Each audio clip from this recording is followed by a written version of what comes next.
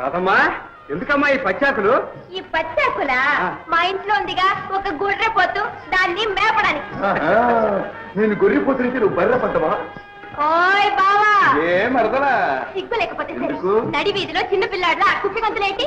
పెళ్ళై ఉంటే ఈ పాటికి 10 మంది బిడ్డలు తండ్రి అయ్యేవాడి. అవునవును, ఆ 10 మంది బిడ్డలు నువ్వేగా కనుండేదానివి. ఏది ఇంకోసారాను 1,00,000 సార్లు అంటాను.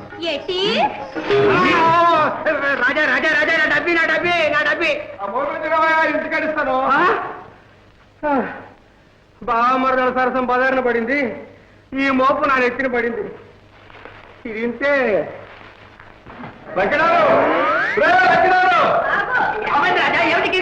తొందరగా రావాలి. ఏమిటది? మీ చెల్లెకి దయ్యం పట్టింది. ఏటి? నాకు దయ్యం పట్టిందా? అయ్యో,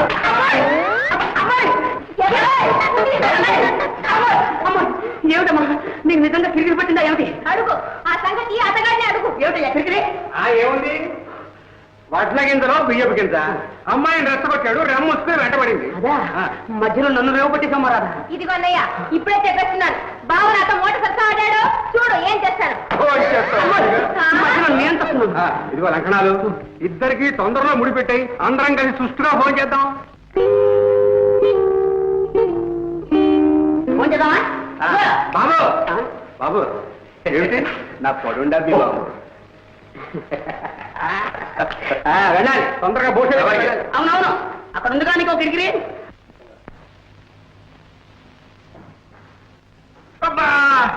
ఓటు మీద ఇంకా గట్టిగా బిగిస్తావేరా? నొప్పి పెట్టిందా బాబు? రే కొండయ్య, ఇది తుపాకీ దెబ్బని ఎక్కడైనా చెప్పగలవు, జాగ్రత్త. చెప్తానా? అయ్యగారి ప్రాణాలకి నా ప్రాణం అడ్డం కాదు. ఏ లాభంరా, బ్రహ్మాండమైన అవకాశం చేజారిపోయింది. రాజాగారి రాకపోయి ఉంటే వచ్చిన వాడు అయ్యగారిని తుపాకీతో కాల్చాలా? చేతికి తగిలింది, అదే గుండెకి తగిలి ఉంటే. అయ్యా అయ్యా, కనకయ్య వస్తున్నాడు. నమస్కారం బాబు.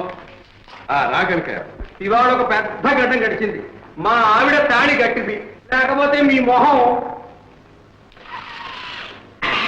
చూసేవాడే కాదు. అదేమిటి, ముష్టి ఎదవా, మూల నష్టపు ఎదవా, మర్చిపోయిందా? వాడికి తోడు గుంటలక్కడ గుంట ఒకటి. ఎవరయ్యా? దోపుడు తగలాయా? అమ్మా, ముఖానికి గుడ్డలు కప్పుకుంటే నేనా తడుస్తాను, పైగా తుపాకులతో వచ్చి పడ్డారు. దెబ్బతో నేను మూసిపోయాను. దివాణం డబ్బుతో తుపడానికి వచ్చారు గాడిది కొడుకులు. వాళ్ళను చూసి జనం చల్లా చెదరై పారిపోయారు. నేను నా ముందు డబ్బు సంచులు మిగిలిపోయాం.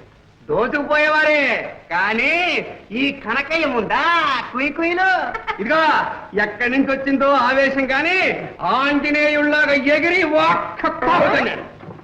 పొట్టలో ఒక్క పొడి, కోపి మీద ఒక్క గుంపు, నడి మీద ఒక్క తాపు, ప్రాణాలు తీసేస్తాను రగ్గాడిది కొడకల్లారా అన్నాను.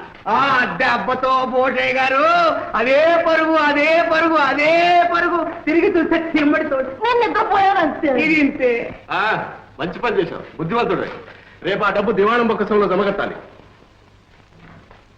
మనం ఇంత కష్టపడి డబ్బు వసూలు చేసి పంపడం, అక్కడ ప్రభువులు వారి వినోదాలకు విలాసాలకు.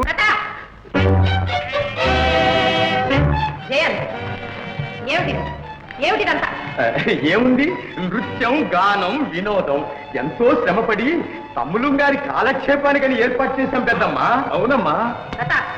వయసులో పెద్దవాడిని, నువ్వే చిరంజీవిని పెడదారులు పట్టిస్తున్నావా? అదే లేదు లేదు పెద్దమ్మా, గండికోట ప్రభువులు కళాపోషకులని, తమ్ములు గారికి ఇవంటే చాలా ఇష్టమని. అవునమ్మా, వాళ్ళని మనం ఆదరించకపోతే మరెవాళ్ళు ఆదరిస్తారు?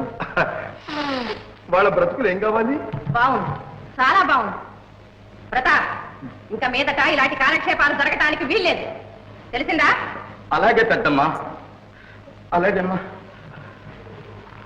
అమ్మా నాయనా జయంత్, నేడో రేపో నీ భుజస్కంధాలపై గండికోట రాజ్యభారం పడబోతుంది. నువ్వు ఇలాంటి వ్యసనాలలో మునిగితే రాజ్య రక్షణ ఏం చేస్తావు, ప్రజాక్షేమం ఏం చూస్తావు? చిన్నతనం, బాధ్యత మీదబడిన తరువాత ఇలాంటి పొరపాట్లు జరగవమ్మా. ఆ నమ్మకం నాకు ఉంది మంత్రి గారు. నాయనా జయంత్, అమ్మా, మన గండికోట వంశానికి మచ్చ తీసుకురావద్దు. కన్న తల్లి, కట్టుకున్న భార్య, పాలిత ప్రజ గర్వంతో ప్రేమించే ఆదర్శమూర్తులు మన గండికోట ప్రభువులు, తెలుసా? తెలుసమ్మా.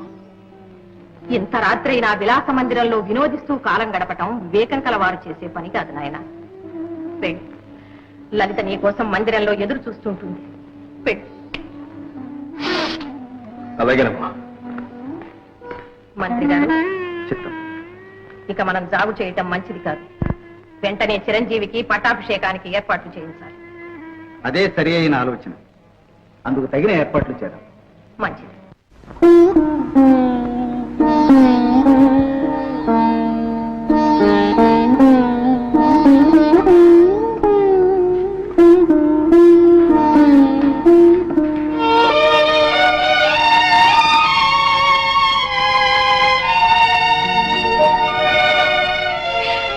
వచ్చారా? ఇంత రాత్రి అయింది. రాణిగారు ఇంకా నిద్రపోలేదా? మీ రాక కోసం నిరీక్షిస్తున్నారా? నిరీక్షించడంలో కూడా ఒక విధమైన ఆనందం ఉంది కదా. అవును. ఏమిటి కన్నీరు? అబ్బే, ఆనంద బాష్పాలు. ఓహో, విచారిస్తున్నారేమో. ఈ జీవితంలో విచారం కలిగిన ఆనందం కలిగిన ఎందుకు దానంతటదే కన్నీరు వస్తుంది. దేవి, ఈ జీవితంలో విషాదమే ఉండకూడదు, వినోదం నిండిపోవాలి. నవ్వుతూ కాలం సాగిపోవాలి. అది అందరికీ సాధ్యమే. పిచ్చి ప్రశ్న. అందినంత వరకు ఆనందంగా ఉండటమే జీవిత లక్ష్యం.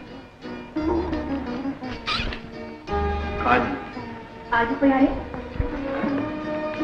మా అమ్మగారికి నా మీద ఆగ్రహం కలిగినట్టు ఏ శుభముహూర్తానో పట్టాభిషేకం చేసి నా స్వేచ్ఛను అరికడతారేమో అని అనుమానంగా ఉంది. అదేమిటి అలా అంటారు? జీవితం అంతా విచ్చలవిడిగా ఇలా విలాసాలలోనే గడిపేదామని భావిస్తున్నారా? అలా గడపగలిగితే నేను ఎంతో అదృష్టవంతుడు, ఎంతో అదృష్టవంతుడు. ఏడుస్తాడు ఎందుకు?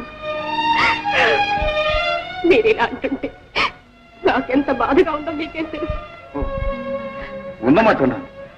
సంతోషిస్తారనుకున్నా, బాధపడతారనుకున్నా. లేదు లేదు, మీ చిత్తం వచ్చినట్లు ప్రవర్తించండి. మీరు సంతోషంగా ఉండడమే నేను కోరేది. మీ ఆనందమే నా ఆనందం. ఎంత అమాయకురాలి. ఈనాటికి మా పెద్దమ్మ గారు నా పాలికి పెద్దమ్మై కూర్చున్నారు. జయంతు నేను కలిసి ఉండడం ఆమెకు కన్నెర్రగా ఉంది. కారణం మామూలుగా అర్థంలా కనిపిస్తూనే ఉంది ప్రభు.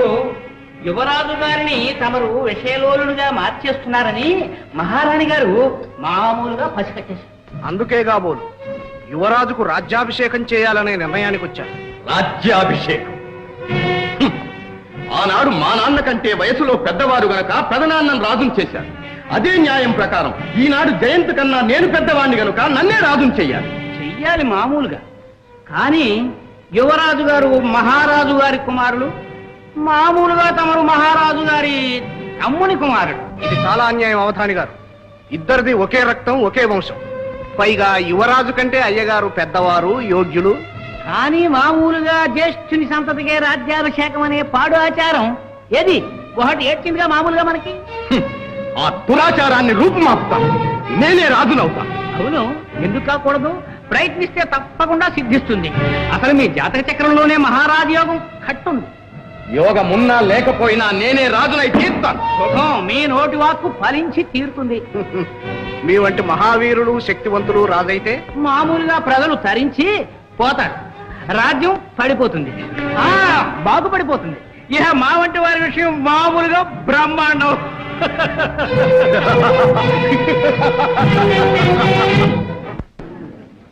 అయ్యా, ఉగాది ఉత్సవాల సందర్భంలో ఇక్కడ చెడుగుడు పోటీ జరగబోతోంది.